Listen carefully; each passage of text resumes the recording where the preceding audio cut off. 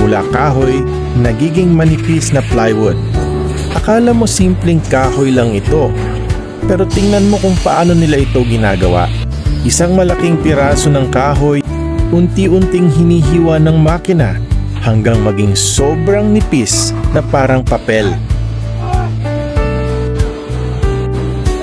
Habang umiikot ang kahoy, tuloy-tuloy naman ang paglabas ng bawat layer. Ang bilis ng proseso, isang malaking troso, nagiging napakaraming manipis na wood sheets. Pero hindi pa tapos dito. Isa-isang kinokolekta at inaayos ang mga manipis na sheet. Kailangang pantay ang pagkaka-stack para maging maayos at matibay ang magiging produkto. Pagkatapos, pinapatong-patong ang mga layer na parang isang malaking sandwich na gawa sa kahoy. At dito na papasok ang malaking makina. Sa sobrang lakas ng pressure at init, pinipisil nito ang bawat layer hanggang magsanib at maging isang solidong board.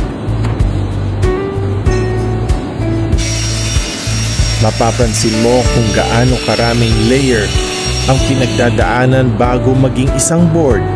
Hindi lang basta pagdidikit ng kahoy.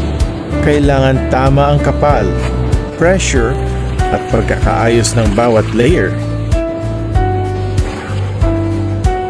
At ang resulta, isang malaking sheet na mas pantay, mas matibay, at pwedeng gamitin sa paggawa ng furniture, cabinets, walls, at iba pang proyekto.